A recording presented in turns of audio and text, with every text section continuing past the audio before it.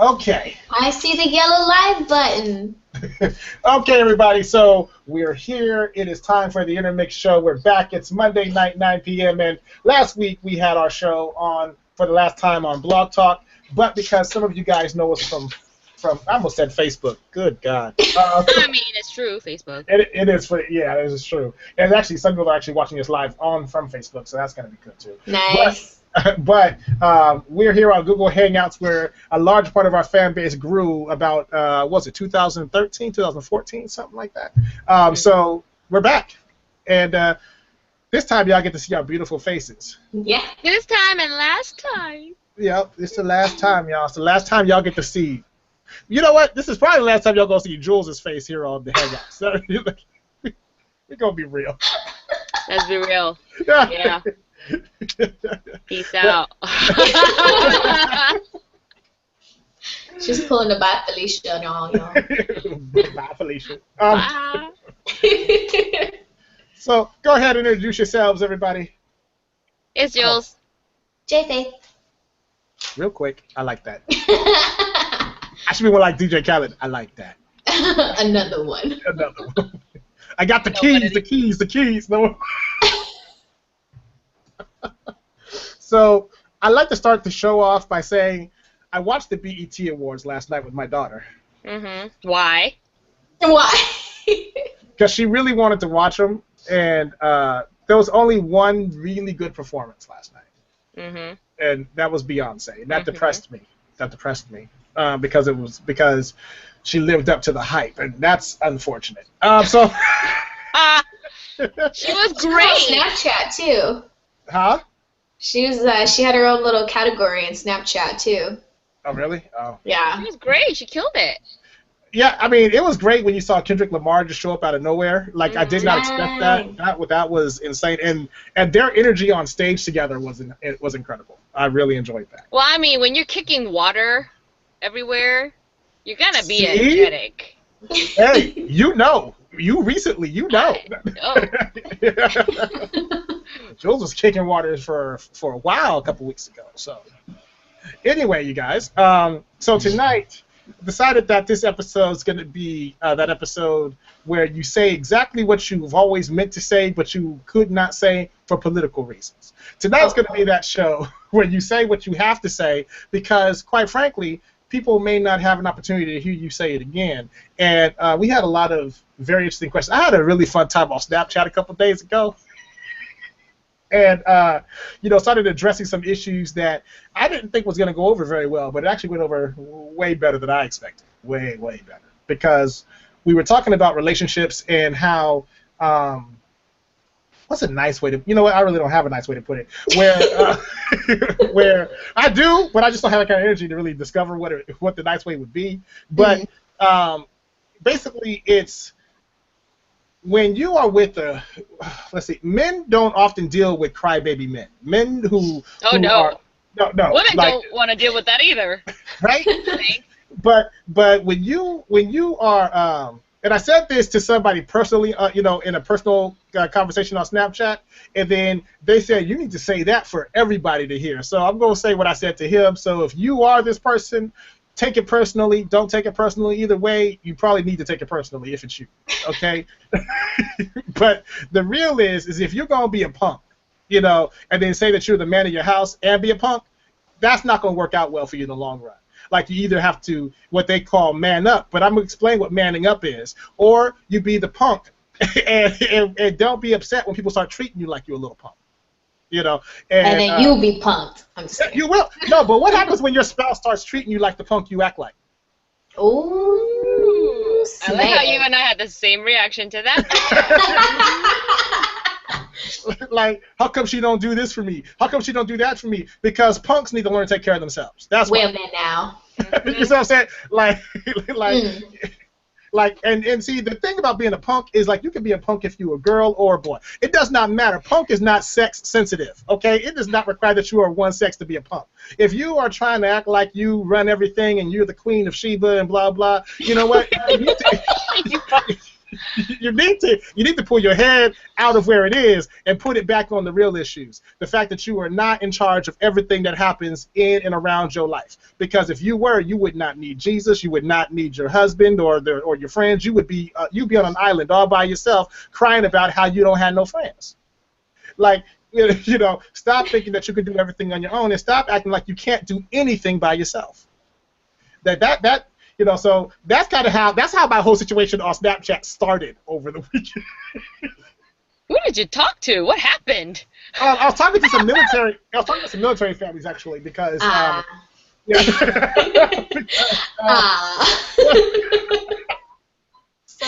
my community.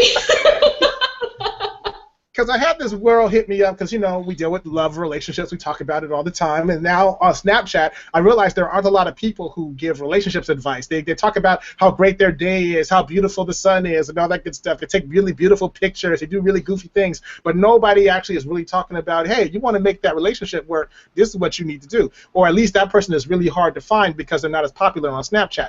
But the beauty of it is I don't have to be popular on Snapchat to be popular on Snapchat. Because I'm popular in other places.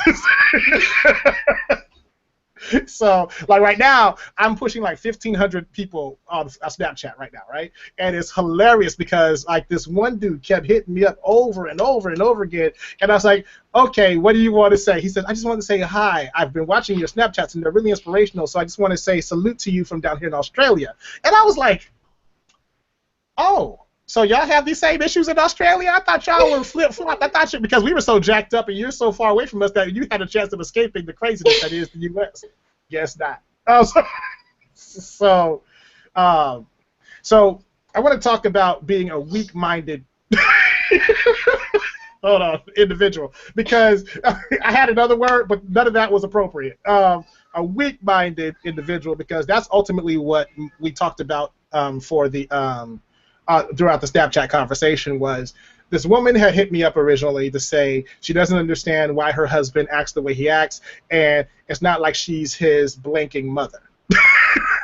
Right? So then, she was hot. She was hot. She's like, I know I don't know you, Mr. Simply D, but I know you talk about relationships. I was like, oh, it started with the Mr., so this is gonna be something. She's like, but I'm trying to make this, this BS work, and it's just not working. He says he's a Christian man, but he does all the dumb stuff people should not be doing, claiming to be a Christian man. And I said, oh, Lord help me, because I don't want to wreck this relationship, nor do I want to see her suffer through it. You know what I'm saying? Because if you're not paying attention, you will suffer for a long time in your relationship if you don't set standards in your relationship. Mm-hmm. And so I started talking about how, military people, and a large part of and I will say this, a large part of my followers on Snapchat are military personnel. And then I have military all through my family, from my side of the family to the family I married into, military all over.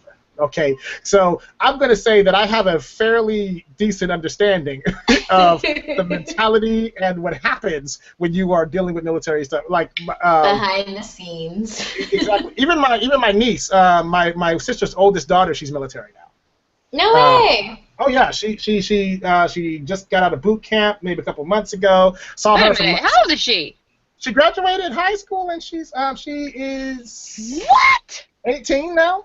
Mm-hmm. She graduated a year early too. She had to wait to go into the military because How old am I? Oh. She was big. Yeah. What the heck? It was. Okay. And then I'm depressed. And my nephew just graduated high school. He got a full scholarship to I can't remember, Arkansas University. He got a what was it, a football scholarship? Yeah. Yeah, nice. Football scholarship. Mm-hmm. So. So we, but our family, even my cousin's son, he wants to go into the military as well. So it's like there's all this military around me, and then a conversation I had about a week ago was talking about the similarities between being in entertainment and being military, and how they have a lot of the exact same mental and physical stresses on the body, and how do you. Basically, the conversation was, how do you adapt for the mental challenges and abuse that you take as an entertainer, and how do you adapt it for military purposes because I was talking to people at the VA. So, and I was explaining that in the entertainment world, people spend a lot of time either telling you that you're going to succeed or that you're going to fail. Okay, but in either way, they're trying to create some level of stress and fear on you, right? And they tell you that because if you succeed, then now you have that you're the employer of a lot of people that you'll probably never meet. And if you fail, then that means that you wasted all your time trying to succeed and made yourself look like an idiot. Right? No pressure, right? So I was telling him, I said, and it was great because we had this conversation at church. It was actually the sermon this Sunday, and I told Miss J, I said, weren't we just talking about this? Weren't we just going through this? I even think, and one of the quotes that I told you recently, JFaith, was brought up, which was, yeah, I'm like, ooh, God is good. God is working something out because there's a lot of fear out there, right? And I'm like. And I'm like, failing is not failure.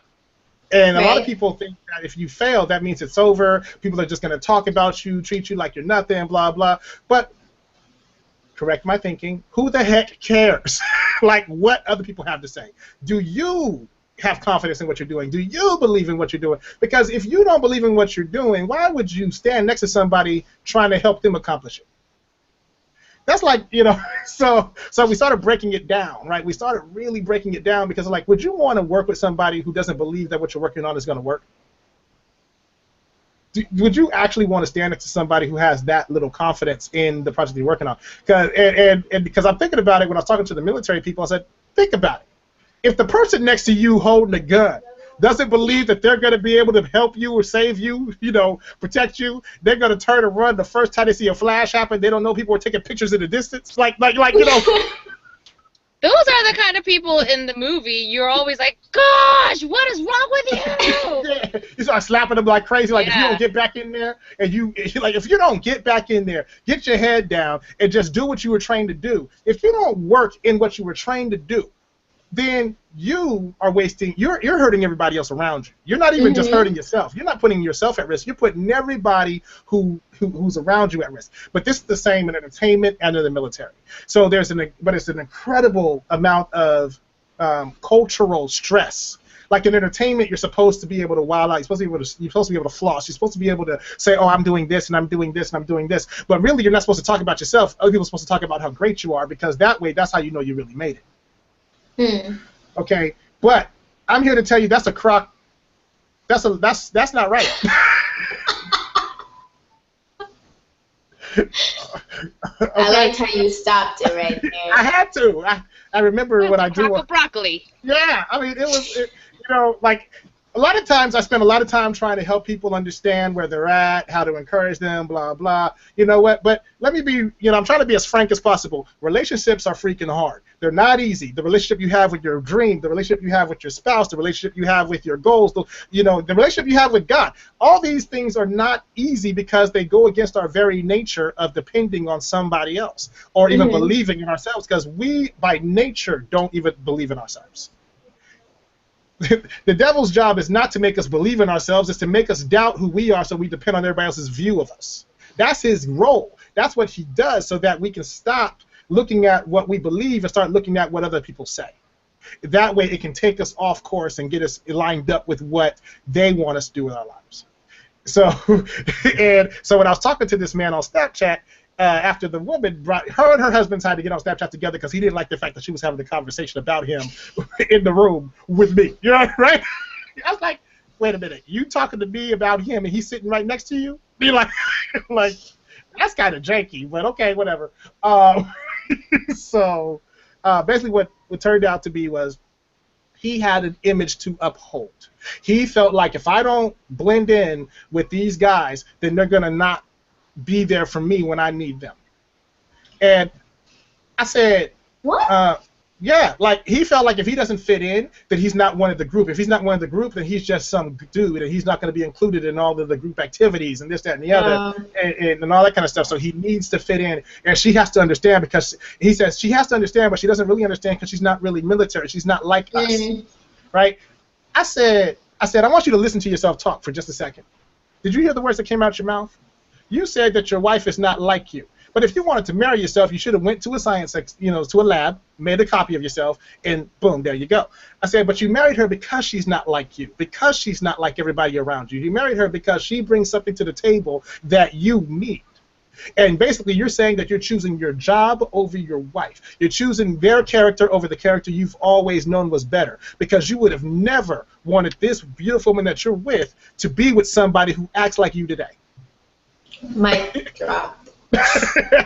He said, well, I'm just saying she doesn't understand what it takes. I said, but do you understand who you're with? The same way she has to move all over the country every time your job sends you somewhere, you need to also understand that she...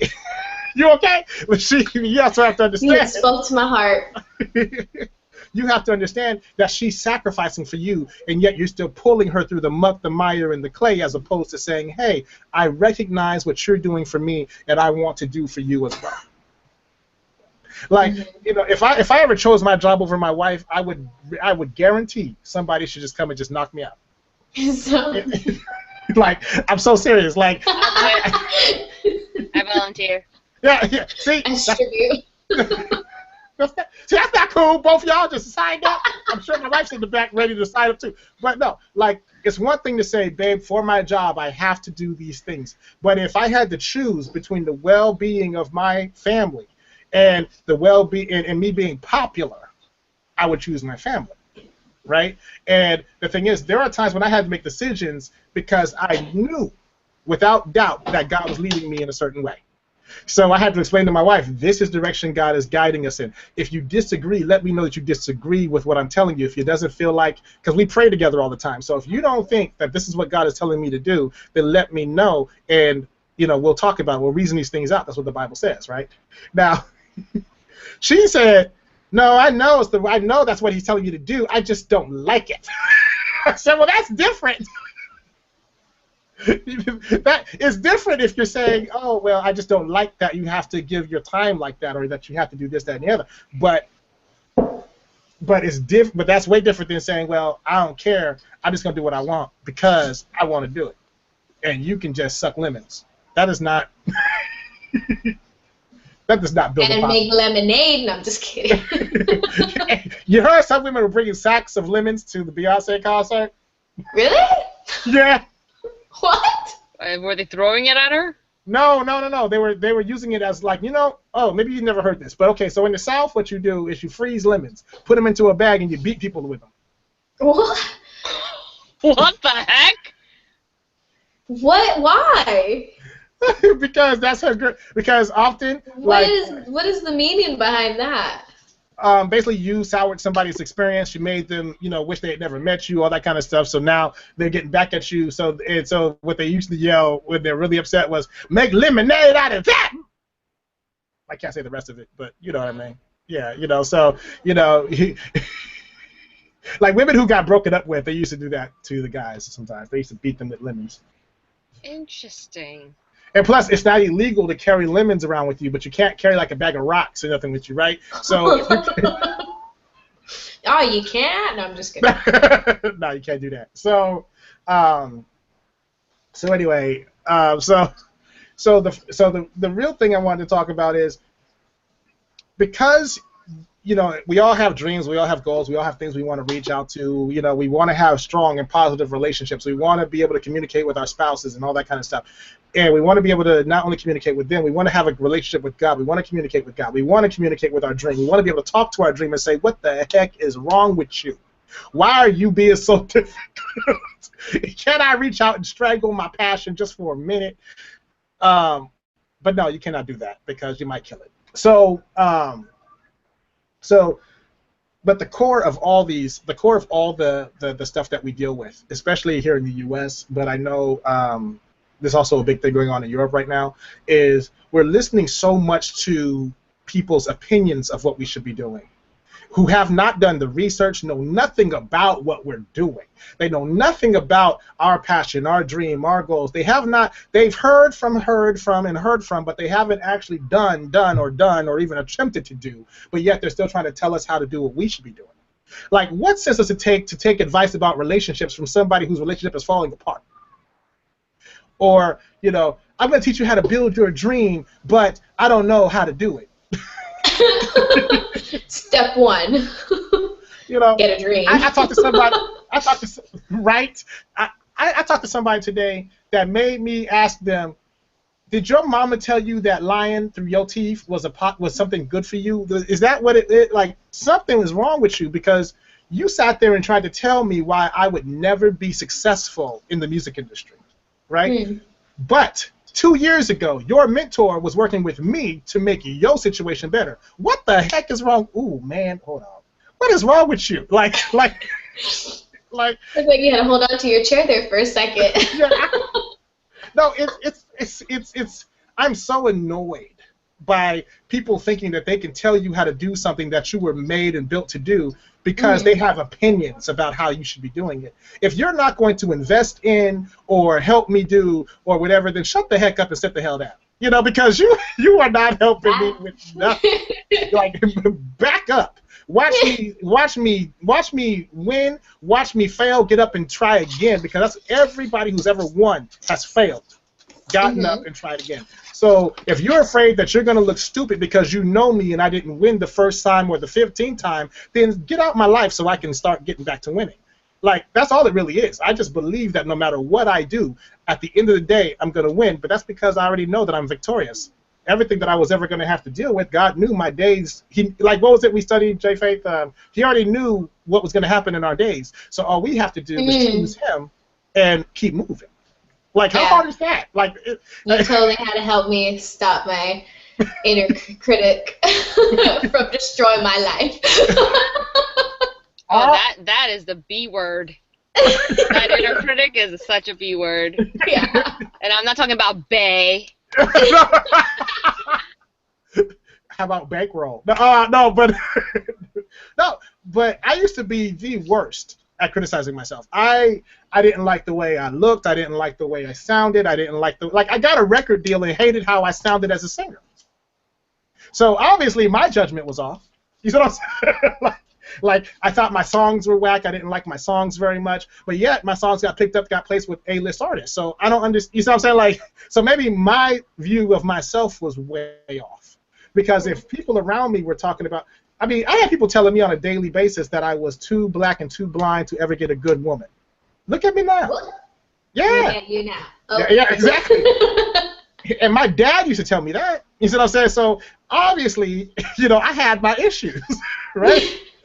I had girlfriends who tried to poison me because I wouldn't deflower them. I had people beat me with bricks because they didn't want to go out with me. I've had a lot of crazy stuff happen. At the same time, I'm still confident that I'm going to reach my goals, not because I'm delusional, I hate that word, but because I believe that God is going to do what He promised He was going to do for me. So all I got to do is keep moving, right? So my thing is, I can't expect God to do great things in my life if I'm treating the ones and the responsibilities that He gave me badly. How's a man going to say, I love my wife, but I'm going to treat her like crap? What the heck is that?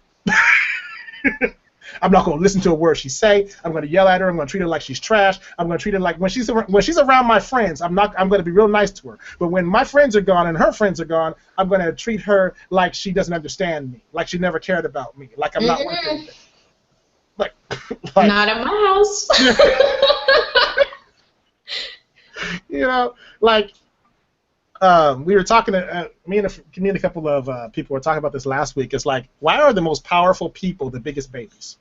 Why, when people talk about how strong they are, how manly they are, this was especially the military men and men in the entertainment industry. They scream all day about, you need to know who I am. Look how, you know, I'm the man. I do this. I do this. One dude had me cracking up. I can strip a gun and put it back together before you can blink your eye. I'm like, cool, but can you make a sandwich? Like. That's the slow clap. Yeah, like. Tiny violin playing. All right. Yeah. You the man. That's right. You the man, except your wife is miserable. What kind of man are you? Right. You know, like, I don't care if you make $1 a year. It does not take money to please your spouse. It shouldn't. Okay? But what you do have to do is know who you're married to. Just like the women who think that they can just bully their men all over the place and they ain't never gonna, find somebody else who's not gonna bully them. Please know who you're married to. Please no,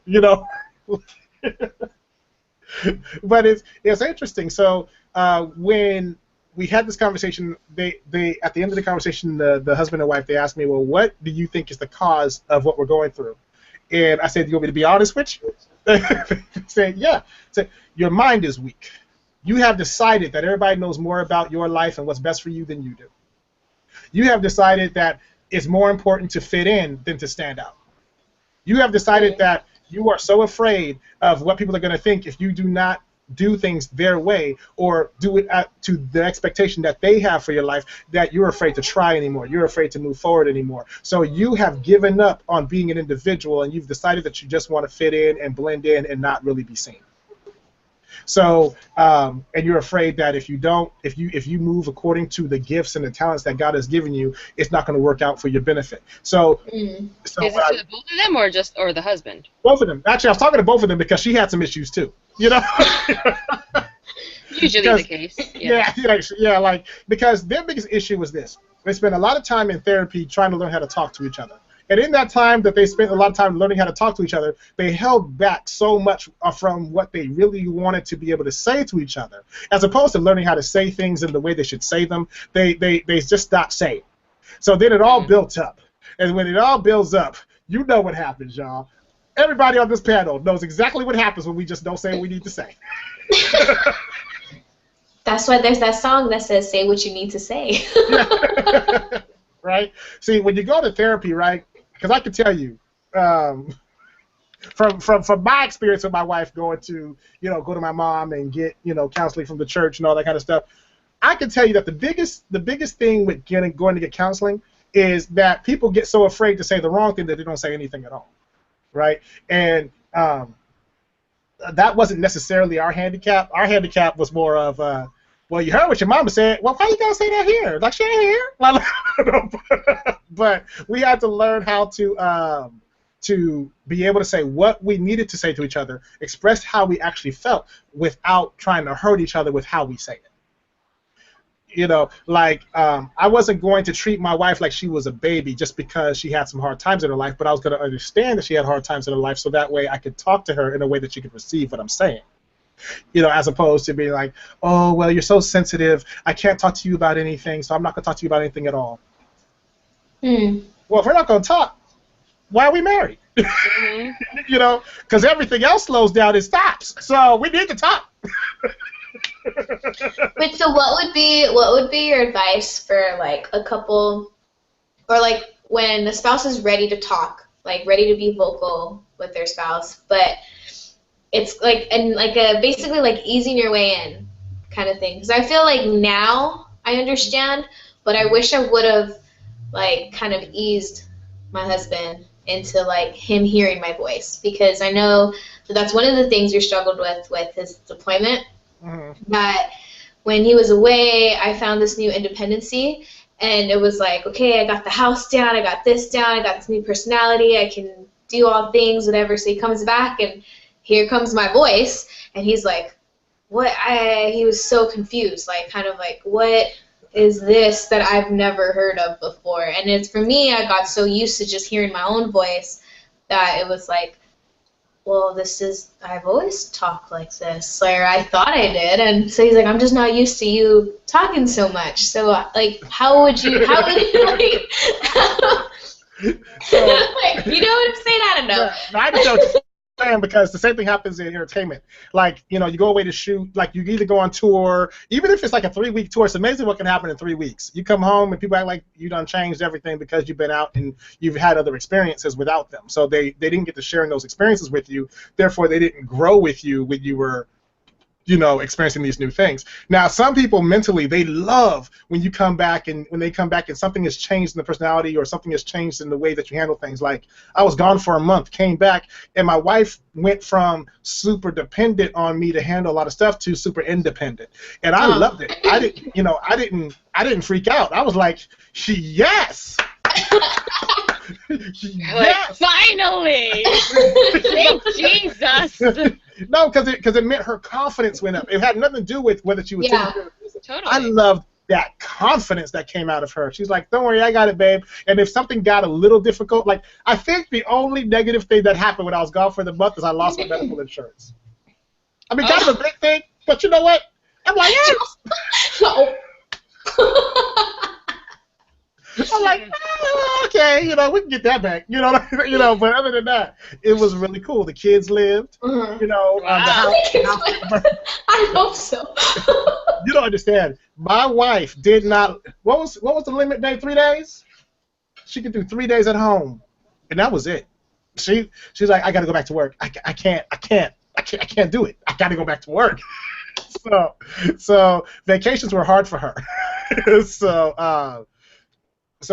But in that month, everything went very, very well, you know, and I think in that month I only got to see her like once before graduation day and all that kind of stuff. So, but easing into those conversations, it really comes down to, let's see, you have two options with people, because usually you want to have these conversations when people are aggravating you and you get to a point you're like, you know what? And then you start thinking, now if I say it this way, this is not going to be a good night. But if I say it this way, you're going to think I'm a punk. There has to be a third option. Mm-hmm. And there is. Okay? I always got the punk part whenever.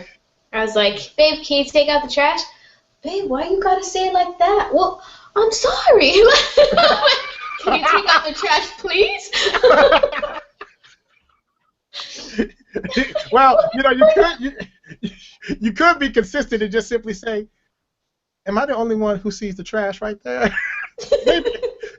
Maybe I'm delusional. You know, I'm pregnant. Maybe I'm just seeing things. I don't know. You know, I'm just no. But you can. Sarcasm sometimes don't work either. No, it doesn't. No. Actually, it never works. In our house, it kind of does, but only when we're using it against the children. We see through that. Yes. We see through that. Yeah. But no, the best way to do it is it's the dreaded 3 words that no man ever wants to hear, but sometimes it's just got to be said. Babe, we need to talk. Because, see,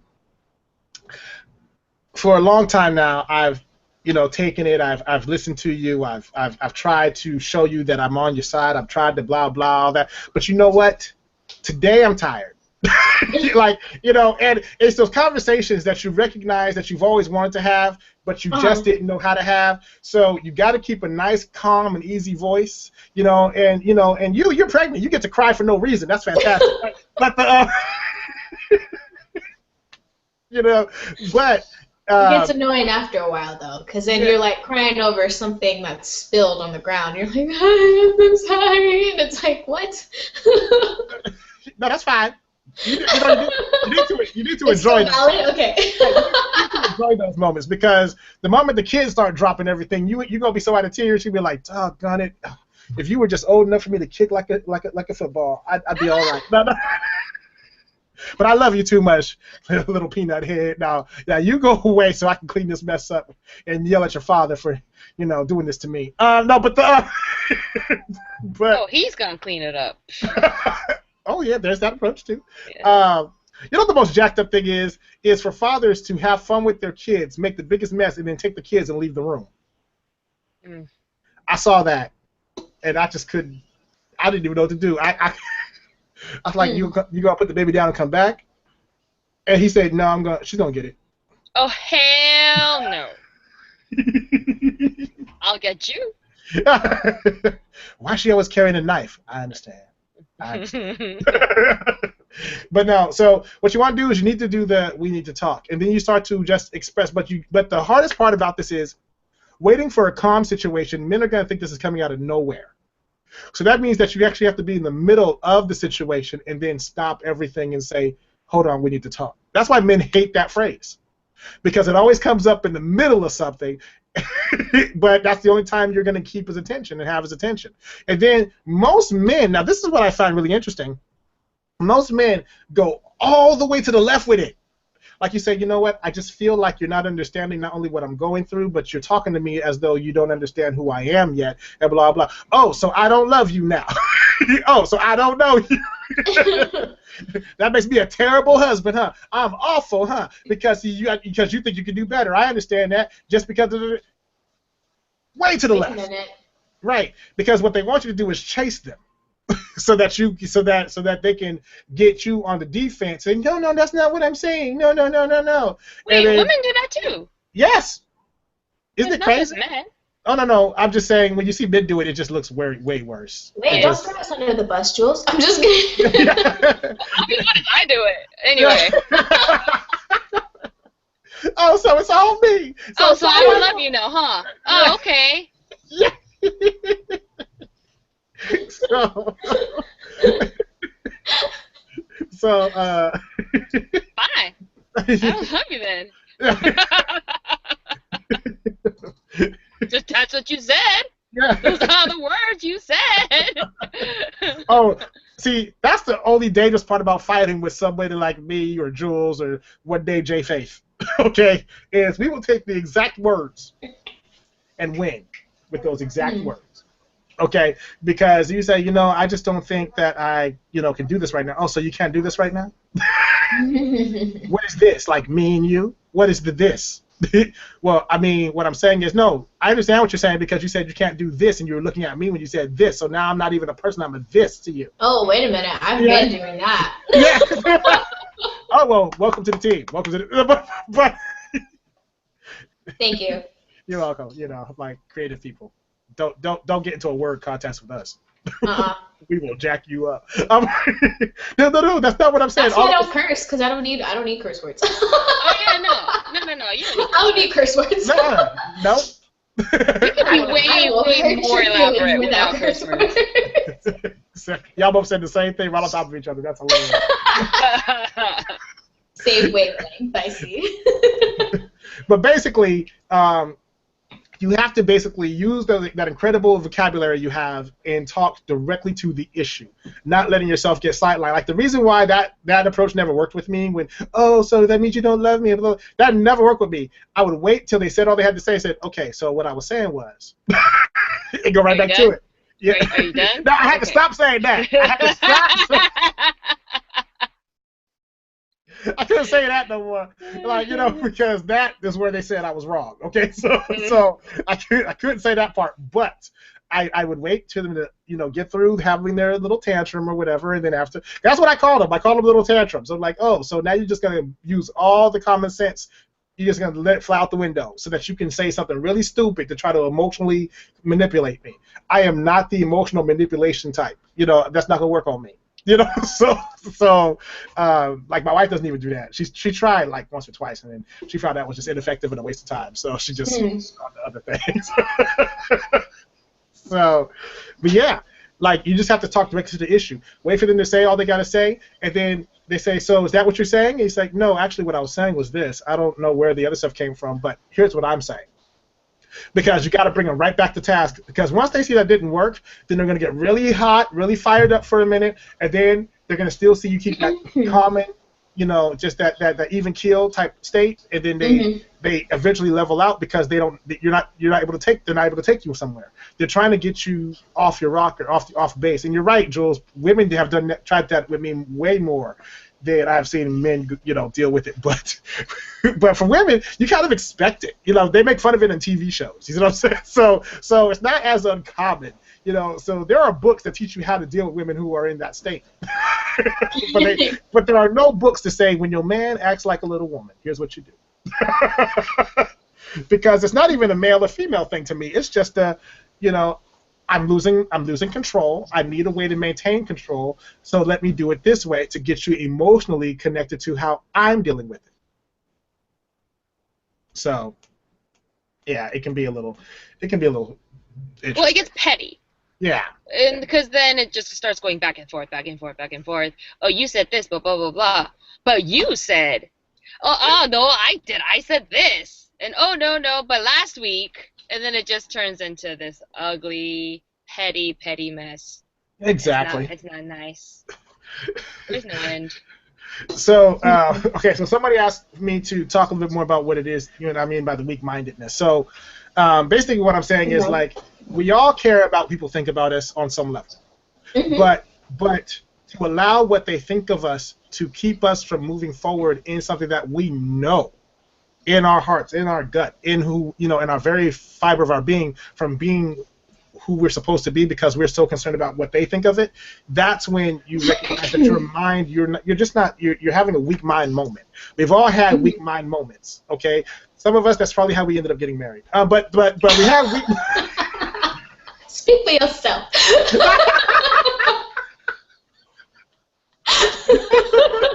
Oh, no. She told me that I wanted this, so this is what I got. No. As much as my husband wanted to marry me right after high school, I said, we gonna wait. I need to know what I'm getting myself into. That's funny. That's what I said. To my wife. Nice. She wanted to get married 5 months after we met. No way. Yep. She was ready. My goodness. To get married 5 months after we met, and I said, baby, we're gonna have to wait. I need to see all the phases of the moon. I gotta see what I'm getting into. I gotta know if I can deal with you when you upset. Because right now you're trying to be super happy and all that good stuff. But you know, let's give it some time. You have to. We got to. But yeah, see, that's how you know they're related. Yeah. So, wow, it's amazing how alike they are. So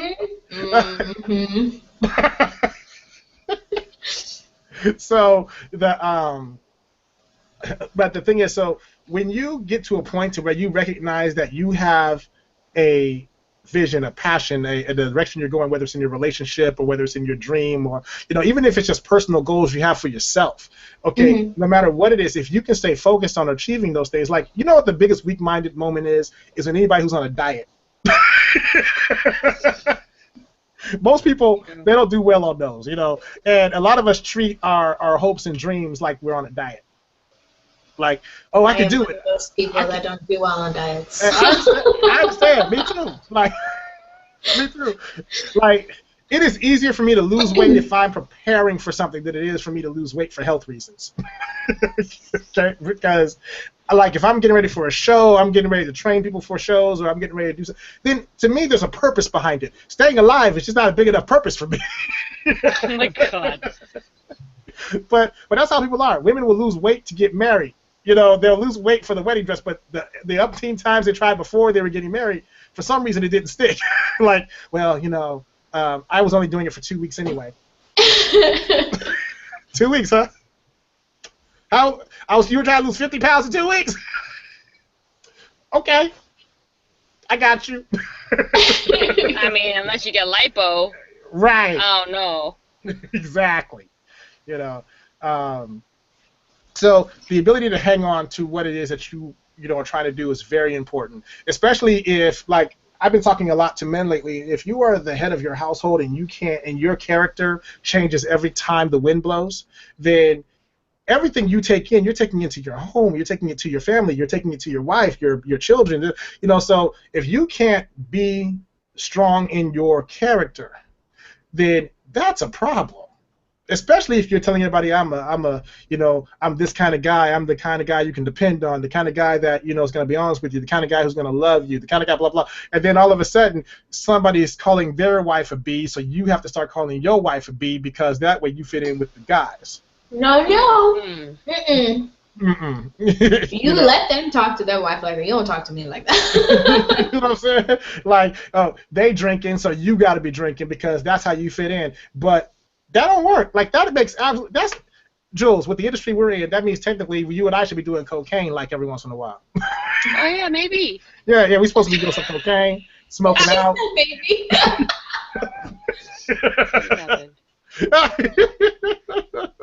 You know, technically in our industry, we're not supposed to be faithful at all. We're not supposed to really love God. We're supposed to use Him in our acceptance speeches. You know, we're supposed to cross over to the Christian community for that moment. You know, and then go on Snapchat and start cussing like a trucker. You know, like we're supposed to do those things because that's what, you know, our industry requires. That's what's expected. Mm-hmm.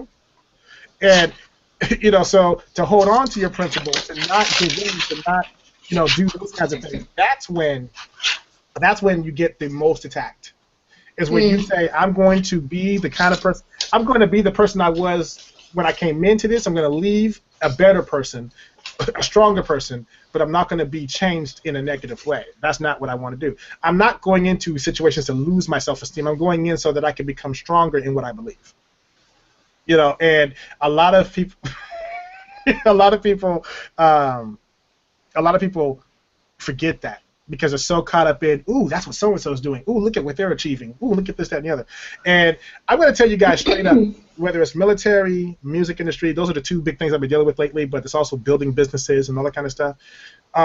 If you, what's a good way to say it? If you allow people to tell you how far you're able to get and you believe them, then you probably won't even get that far. Mm. Okay, I have one business where we're trying to raise a couple $1 million, and I believe that's gonna be very successful. We have Jules. Did we lose Jules? Oh, I think we did. Wow, she gone.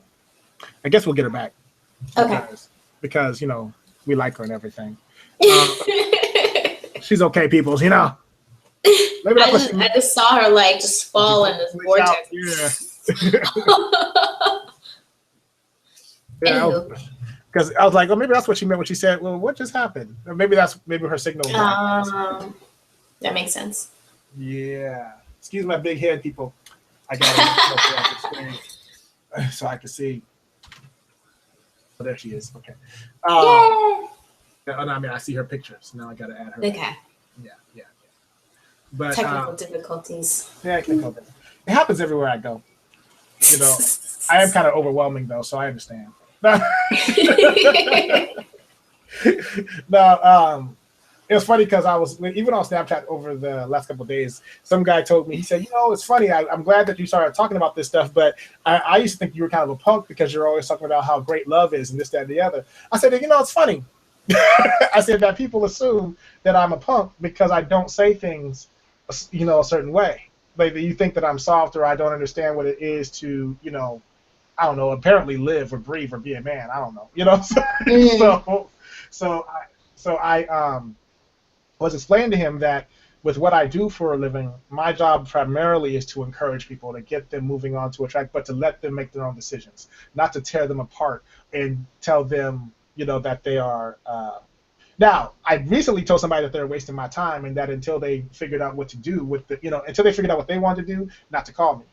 Now, I did say that to somebody, but that's because they were trying to use up my resources and trying to eat up my time without, and there was really nothing in it for me, you know, in terms of that. So it's not like I was helping them because it was going to make me rich. Like it was more like I was helping them because they needed help, and then they were doing so much back and forth with what they wanted to do and how they wanted to do it. I told them, you know what, until you make up your mind, you know, I'm going to treat you like the Lord does, and just tell you that you know, I'm going to have to spew you out until you figure out what side you are.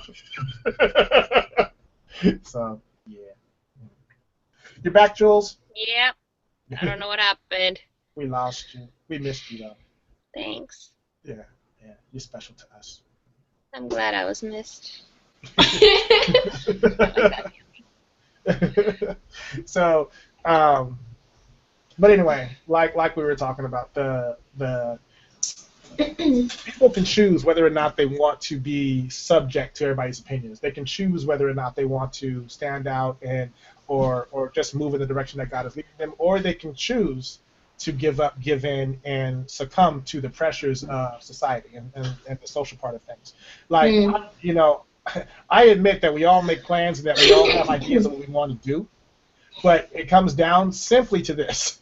You know, if you just keep, and I think I don't know if I said it to Jules or to you, JFaith, or to, I don't know, I said it quite a lot over the last couple of weeks, but if you just keep moving in the direction that you see yourself moving in life, you just keep going forward, God will make it work out for you. God will make a way for you, because if you're moving according to His will anyway, you know, which is to, you know, moving in love, moving in faith, because, you know, only faith moves God. So moving faith and moving in faith and all that kind of stuff. Moving faith, that's like pushing you to the side, faith. But move faith. Actually happy with me, God. But you know, like it's like as long as you keep pushing forward, Don't try to figure out how God's going to do what he does. Just expect that he's going to do exactly what he said he's going to do, and live your life. Enjoy your life, and make sure that you are, looking at yourself as somebody who God loves and that he is never going to disappoint. Yeah. That way. I was gonna say, I really encourage everyone to like really learn about who you are, because I feel like that's what helped me personally, and like how you helped me get out of my comparison trap or my perfectionism with my family and with society, and trying to get out of that little pit of not really knowing my talents and not knowing how to move forward, because I totally understand like God's will and how he moves you. But at the same time, I feel like for me, it was hard to know that I was walking in God's will because I didn't know my talents. I didn't know who I was. And the study that helped me a lot was when you were going through the whole Wonderfully and Fearfully Made. And that was like so amazing, because I was like, I am cool. I'm super awesome. What the heck? What am I doing here just posting and chilling? Like, I need to be moving. It's just so much easier to fight for my passions and my desires and for God's will, because I understood that I am wonderfully and fearfully made by God. And that was just so encouraging to just move forward. I think that one of the hardest things is when you recognize who you are in God is remembering it after going through enough stuff. Like when you get beat up, for having a dream, or you get beat up for having an opinion, or you get beat up because people don't like the way you do things, or whatever. When you get beat up enough, it's hard. Sometimes it makes it very hard for you to remember that you are fearfully and wonderfully made, and that you're made in God's image. But then you think about Jesus and how he was beat up, for having it, for knowing stuff, and beat up because he continued to move in what he believed, and beat up but we forget that, like you reminded me, that we go through crazy stuff, and we should count it all joy that we go through these things. And people agreed with everything that I had to say, and were always on my side. Just because of how I grew up, I wouldn't trust nobody. You see what I'm saying? If everybody agreed with my way of getting stuff, like if somebody didn't come along, like if Marvin didn't come along and say, D, that's a great idea, but you're thinking too small because you're trying to keep it safe because you feel like you can control that. Think bigger, think broader, because that's how God made you. Then, like if Marvin had to come and said that at the time that I was in, I'd have just been trying to do the simple, safe route, because that's all I could see, because I didn't know where my help was going to come. I didn't know God was going to send Marvin from a different state. You know what I'm saying? Like, I'd have never seen that coming. The only reason I even met Marvin was because I was helping somebody else out. Nice. So if I had to shut down when I thought I was too much or whatever, because I'm telling you, if Jules hadn't showed up when she did, I wouldn't have even gotten to the next step past DEFCON 1. I was ready to shut the company down. I was through. And I remember telling my wife, I said, but I feel like God is telling me to wait because he's sending somebody that's going to keep things moving forward. I remember that conversation. And out popped Jules. Out popped Jules. Then when Jules showed up, oh my God. We should have the little Snapchat, the little crown that just floats. The crown or the little halo that just floats on top. That would be so awesome.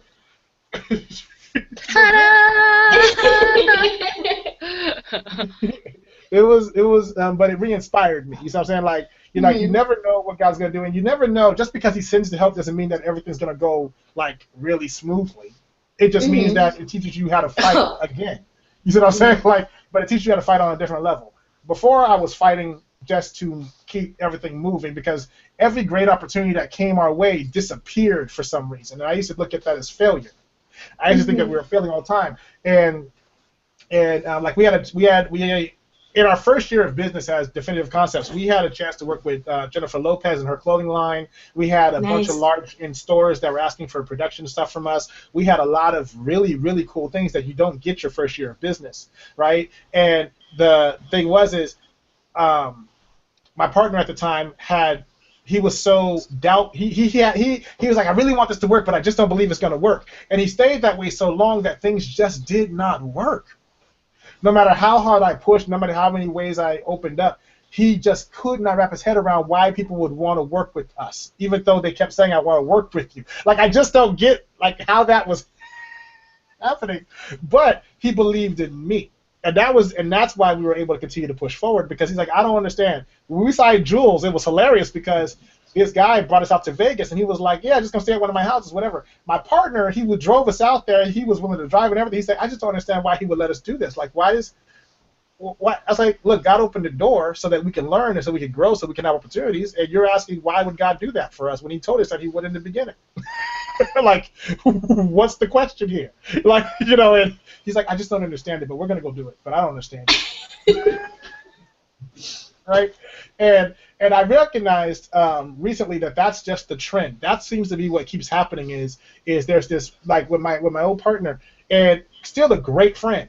You know what I'm saying? And the thing is, he told me not too long ago, he said, D, I just could not wrap my head around how you could continue to believe that God was going to do something when everything around us kept saying it's not going to work. And then all of a sudden it worked out, and the only reason things didn't get done the way that it was supposed to because I wasn't ready. I wasn't putting in. I wasn't doing. Because, like, and Jules can testify, he was never ready.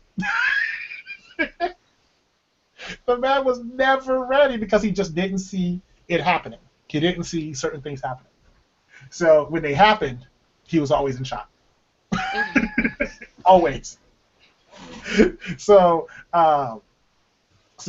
now, but I used to think of, like, a lot of stuff that we used to go through as, oh, this failed, or oh, that failed, or oh, blah, blah. So I used to get very discouraged. And then having to come and tell my wife, oh, well, that didn't work out. Of course it didn't work out. Wait a minute now. Oh, well, that didn't work out. We're still working on that. Oh, really? Oh, okay, so you're giving up time with your family so you can do stuff that's not working? Ouch. So there was a lot of that, right? And then, oh, man, something, I can't remember the event, but something happened, and it wasn't even the normal story that I tell, but it was like something happened in her. Oh, Jules and I sang together for a gospel event, and in that moment, her perspective changed. Oh, She's it was like, then? Yeah, that's what started it. Jules. Yeah, that's what started it, because then she said, wow, you guys really are blah blah. You guys really do blah blah, and she. Sorry, I'm seeing a bunch of messages. And she said, I can definitely hear what God is doing. I mean, I know that there were moments where she was back and forth, before that, but something always comes along and solidifies. And one of the hardest challenges is when not only people outside in the world are asking you questions that you cannot answer, but the people in your house are asking you questions that you don't know how to answer. Because all you can say is, because I believe it, and I know it. And I know that God is doing this thing. And it wasn't that she didn't believe that God was in it. She just didn't like the way God was going about making it happen. Because it took away from what she wanted to happen, how she wanted it to happen. But yet she benefited from all of the things that I had to go through to get us to where we were.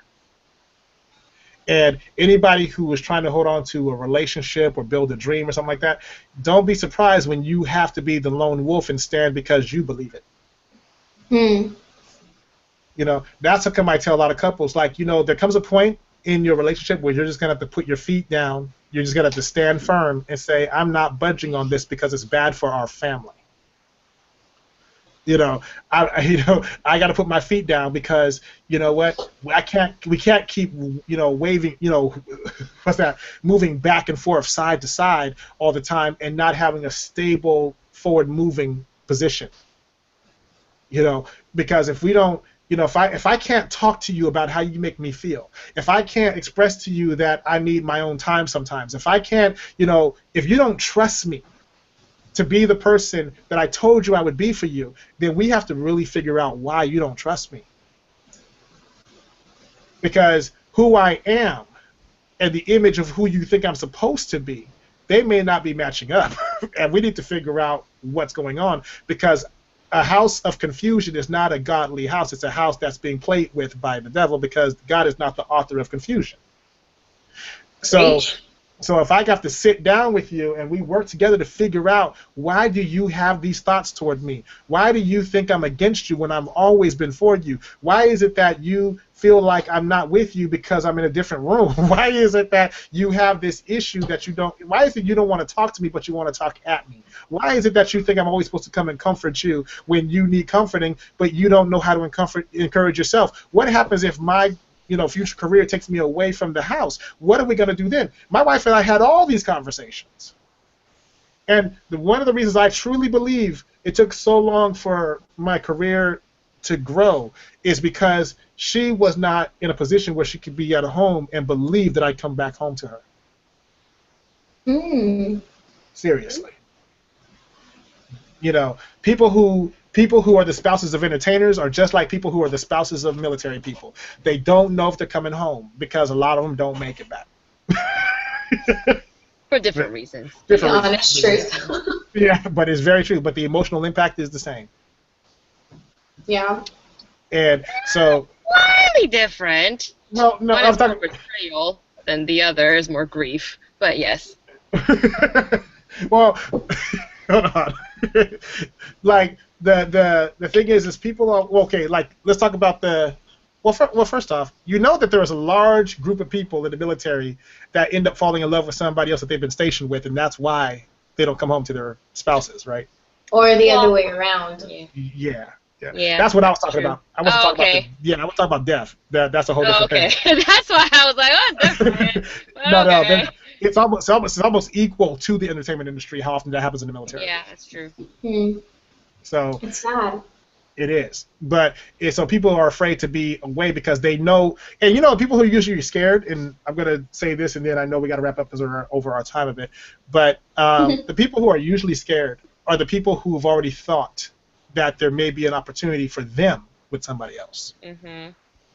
And because they know how they've thought about it, they're afraid that you are thinking the same way. And that's what the scary part is. That's when people get a little, like super clingy and super whatever because... Oh my God, I got cut off again. Can you hear? I can hear you. I can hear you. Oh, can you hear us? Can you hear us? I wish I knew how to sign. That'd be really cool. That would be actually. Yeah, I think something's wrong with her internet signal. So. I think she's frozen. Yeah, I think she's frozen now. Frozen in time. So I gotta wait for that thing to kind of hang up on her, then I can bring her back again. But yeah, so. Let me turn on my light because now the sun's setting, so now I'm getting darker. I thought you were just tanning. But that too. I'll take it. Let me see about grabbing Jules.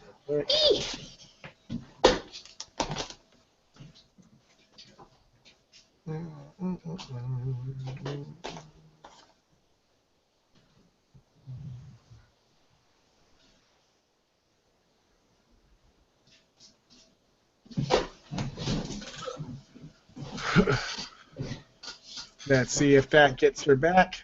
Now. Yay. Let's see what happens. I still see a frozen Jules face though. I do too. Like I said though, it might just be the internet in her area or something. Oh, okay. That makes sense. But while we wait for Jules to come back, you guys, and I think I hear her back. Oh no. Wait. I think that was the vortex that took her. Oh. Yep, there she is. I see her face. I see a picture. She's coming back to us. Is she? I don't know. The suspense. Yeah, I think the internet in her area is just really. Oh no. Nice. Yeah, she couldn't break it back in. So anyway, you guys, we're gonna do it like this, okay? We're trying to get Jules back, but in the meantime, wait. I think I still hear it. Trying. Oh well, we'll see. But while we have you here, every now and then, you guys will still have a chance to hear from me and JFaith, except we're working on a different project. A cousin. Cousins. You can So- tell what kind of mom I'm gonna be, guys. Exactly. It's gonna be one of them animated ones. So we are working on a project. It's going to be a new blog and so much more. It's going to be more interactive, and so that way you're not Yes. just reading posts, but you're actually going to have a chance to experience kind of the combination of our lives. And being that we're from the same family and having completely different journeys at the same time is kind of a really cool thing, because now you guys get to see I was gonna say the old and the new, but I'm gonna be more like mature and learning, like stuff like that. And we'll probably be in each other's snaps in about a month from now. Right? It'll be really fun. That will be actually. Yeah. I mean, and I'm gonna try to grab it one more time. If Okay. not, then we'll see. But anyway, so JFaith, if you could Yes. tell the people anything that you want them to remember and to take with them from the INNERMIX Show experience, what would that be? What do you want people to know? I know I talk a lot, so I'm gonna give you all. Let's see. I feel like there's a couple things. There's definitely a couple things. I know that for me, I like scribble every now and then, but there's this one phrase that really stood out to me where it says, "Be thankful for your struggles, because without your struggles, you wouldn't have stumbled across your strength." Mm-hmm. And I love that because, when you go through struggles and you go through trials, it's so hard to see the joy and the lessons behind it. But once you do, you have this newfound strength that will encourage and motivate you in whatever journey you're going through. And I love that. I love how encouraging that is. So take that, guys. Take it with you. Grow and prosper. You were meant to be a YouTuber. I can tell you that. Like, you have this Follow the link below. No, yeah, but for real though, like if you look at yourself on the screen, like you would swear that this is all you do. Like this is my guest room that I use.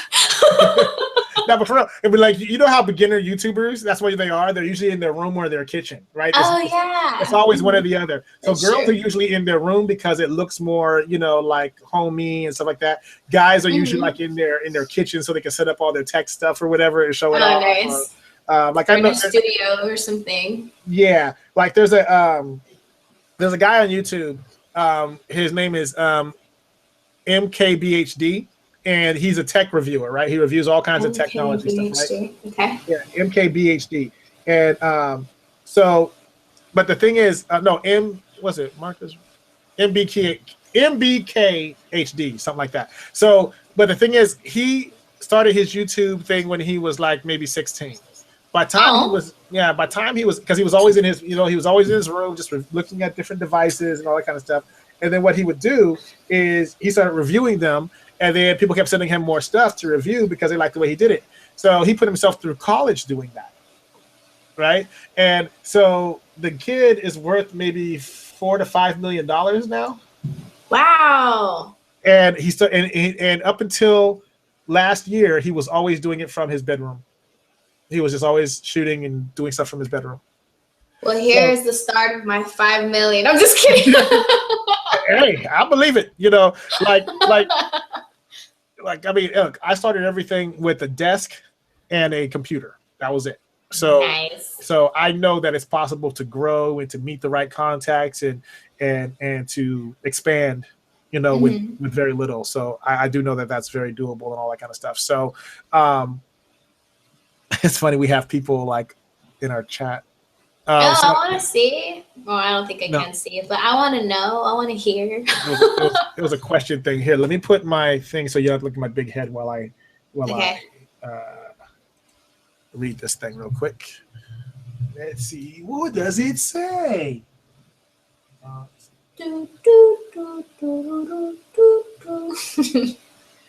Okay. So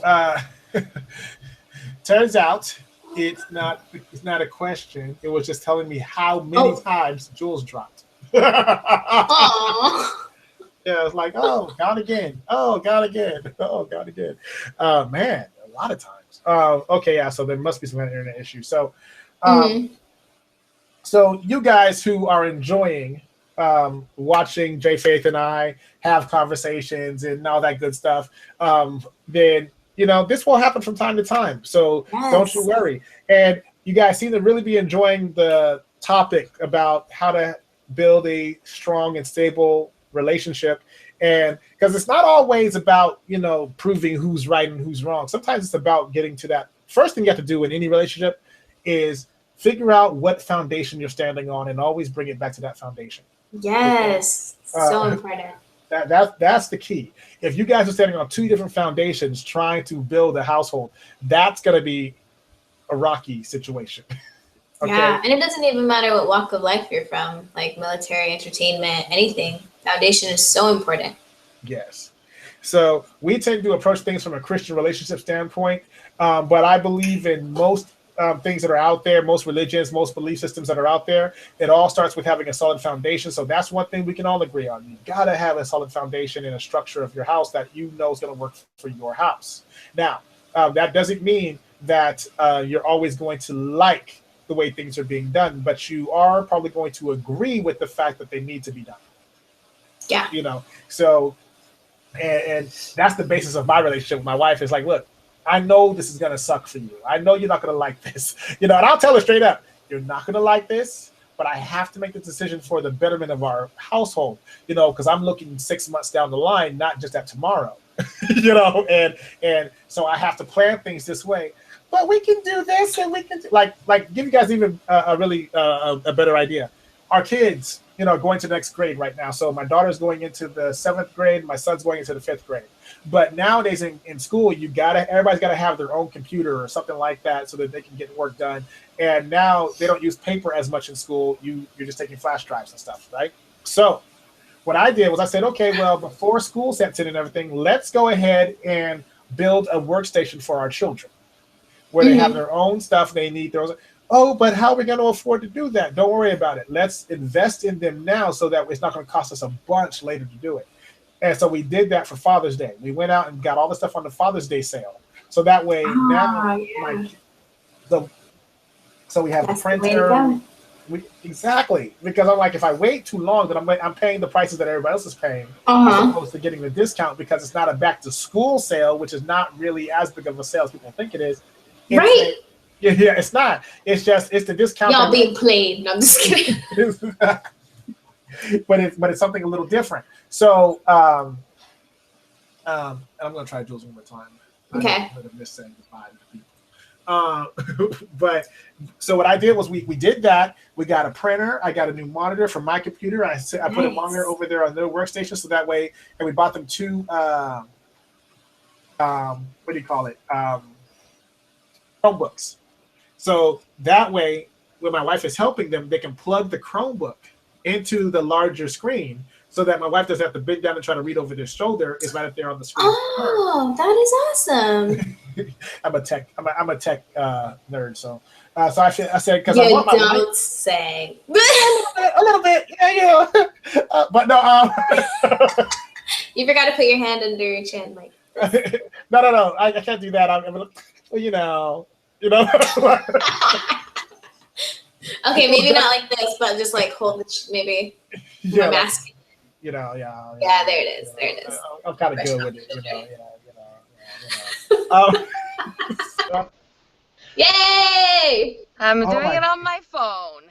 Wow, really? Yeah, my internet is down.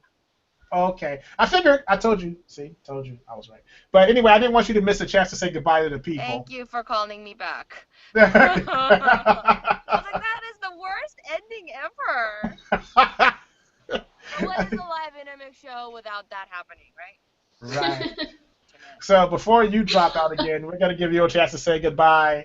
And then, because I was telling them, and then that's when you kind of went away, was that they'll be able to see me and JFaith do a few of these for the live vlog interactions, especially when it comes blog interactions, especially when it comes to interviews and all that kind of stuff. And then I was also going to let them know that when Jules's music video comes out, which should be coming out in a little while, we're probably going to get back together on here and all view it together. So Yeah. you guys, so that's going to be a really good time. And because I heard a little bit about the video today, and I'm excited to see what happens. Yay. But it's gonna be cool. And but what I like about our team, before I let you go, Jules, and what I like about our team is this: when they run into roadblocks or stuff, they don't just stop and say, "Oh well, I guess that's what it's gonna have to be." Like they're like, hold on, if you give me more time, D, I can fix it. I can make it better. That's what they've been doing. They keep saying, it's good, but I can make it better.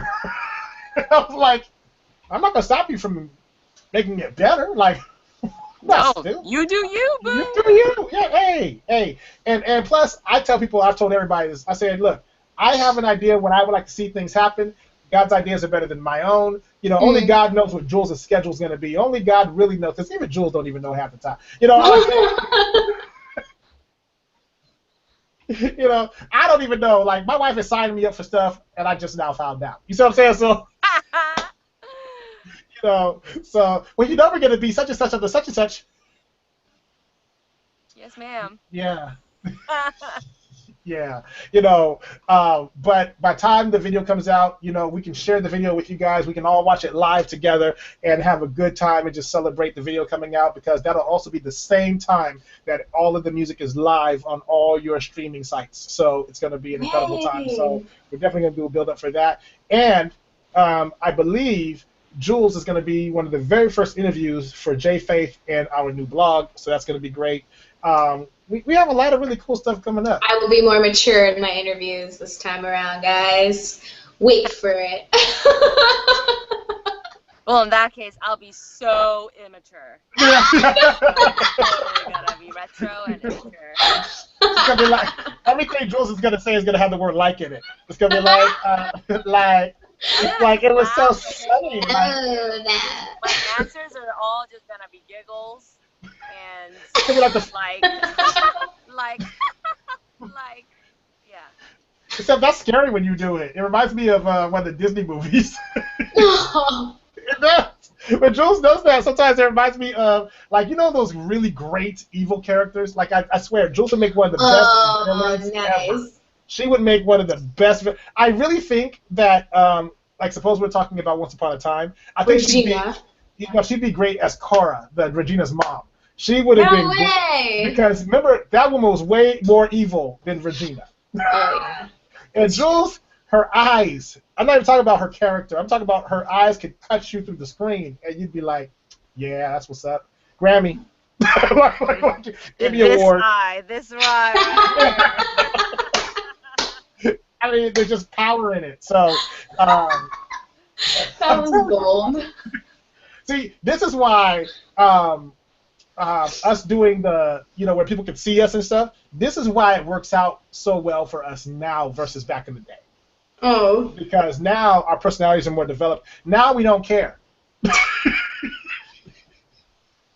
When you have been beat up so much that you just don't care no more, you're like, come on, we going. Like, you can do whatever you want. You're good. So, you know, it's going to be a good time. But before Jules' thing drops out, we're going to go ahead and, you know, say our goodbyes to everybody as the INNERMIX Show. The next time you hang out with us, it's going to be on a new situation. And like I said, JFaith and I were working on, you know, vlogs, and all the other internet stuff. Jules and I are working on music. Matter of fact, INNERMIX is now, INNERMIX LLC is also now INNERMIX Records. So we're label owners. Woohoo! Work. So there is that. We are not accepting submissions. My God, we are not accepting submissions. We got flooded the moment I said that a couple weeks ago that we are record label owners. We got flooded with people asking for if they could submit, and so we had But no thanks. We had to do it on Snapchat. Answer? Yeah, that was because it's like let's launch stuff, you know, get some things out to the market first, and then we'll come back and then look at what we have room to do, because by that point we'll have an entirely new team that's working with, or let's say we'll be building a team to work with us, and we actually have some help with that. And then just so everybody knows, there are people who have already had a sneak peek as to some of the stuff that Jules is going to be putting out over the next year. okay? And we got some really cool reviews that came in for it, so I'm excited about it. I mean, like when they sent it back, they're like, you know what? I like the direction this is going. I like the way that, as somebody, because right now, like, Jules is a full-time, in terms of intermix stuff, she's a full-time artist. That's what Jules is, okay? Which means that she gets to do all the artisty things. Okay? We'll take it. That's the scientific terminology right there. Artist. Yeah. Take it. Yeah, we're doing the artisty things, okay? But that also means that she is working hard. She's got, there's a lot of requirements on artists, and a lot of times we don't give artists enough credit for the things they do, because it takes a lot to stay focused and determined and push forward, because you deal with a lot of crap as an artist, okay? Most of your life is dealing with crap as an artist, so just like being in the military. So, most military people I know are bored. You know that? Like, they're absolutely 100% bored. Oh, man. Except they're not allowed to say it, so I'll say it for them. A lot of them are bored. Well, a lot of artists, we get to a place of boredom as well. Not because we don't want to create or nothing, but because we have to wait for the business of our passion to get done. And a lot of the times, it is the little stupid things that irritate us the most. I think I said that right, Jules? Yeah, you did. Yeah. So for all of you guys who are out there trying to be artists and all that kind of stuff, I'm going to tell you once again, we are not accepting submissions yet. That's number one. Number two is, if you have a passion for music, videography, anything in the creative, writing, blah, blah, it's a good idea to hang out with people who like doing those kinds of things. And I'm going to really say this because somebody had to talk to me about it recently too.